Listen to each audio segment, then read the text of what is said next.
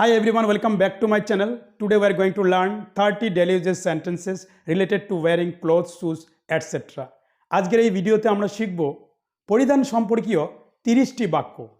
আমরা যখন জামা কাপড় পরি কিংবা জামা কাপড় কিনতে যাই, আমরা প্রায়শই বলি এই শার্টটি তোমাকে মানাবে, এই শাড়িটি তোমাকে মানাবে না।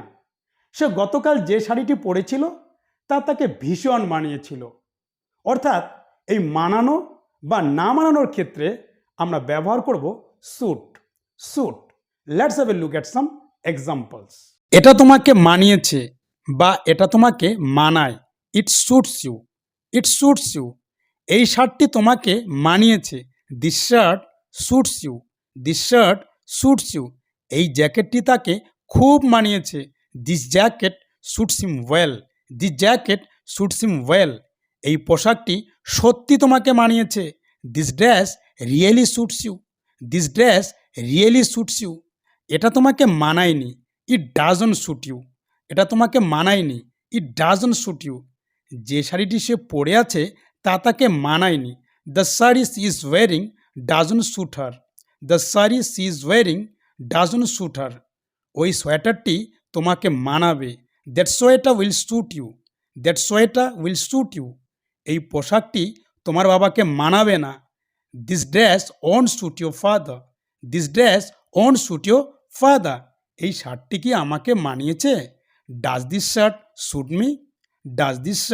Sweet me? কোন শার্টটি আমাকে মানাবে? Which shirt will suit me?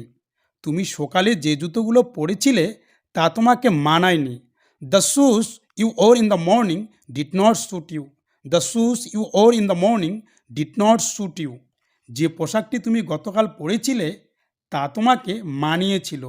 The dress you wore yesterday suited you. আবার যখন বলি এই শার্টটি তোমার ঠিক হবে, অর্থাৎ তোমার জন্য এই শার্টটি ঠিক মাপের হবে। এই জ্যাকেটটি তোমার ঠিক হবে না, অর্থাৎ তোমার জন্য এই জ্যাকেটটি ঠিক মাপের হবে না। এই ঠিক মাপের হওয়া বা না হওয়ার ক্ষেত্রে আমরা ব্যবহার করব ফিট।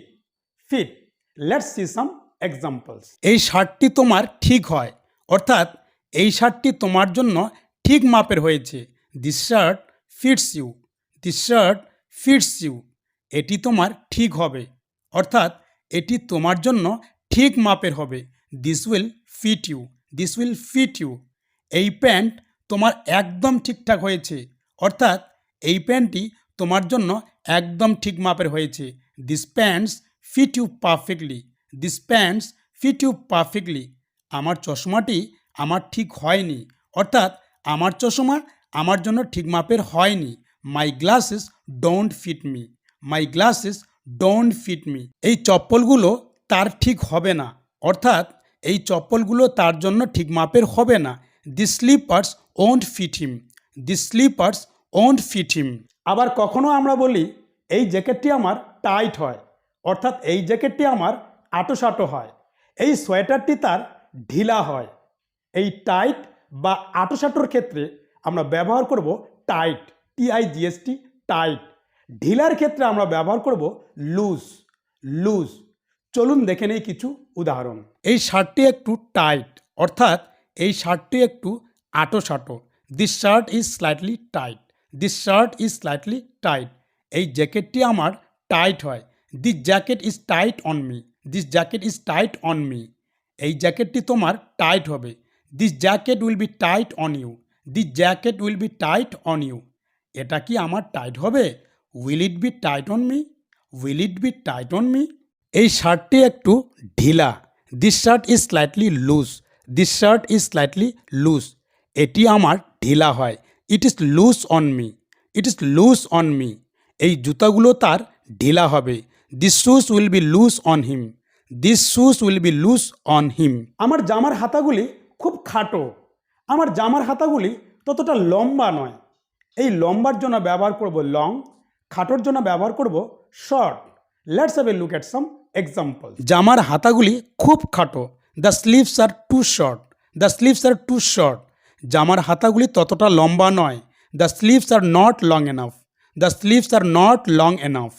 এই শার্টটি পরলে তোমাকে ভীষণ ভালো দেখায়। এই শাড়িটি পরলে তোমাকে খুব ভালো দেখায়। এই ভালো দেখানোর জন্য আমরা ব্যবহার করব good on. Good on. Let's have a look at some examples. এই পোশাকে তোমাকে ভালো দেখায়। This dress looks good on you. This dress looks good on you.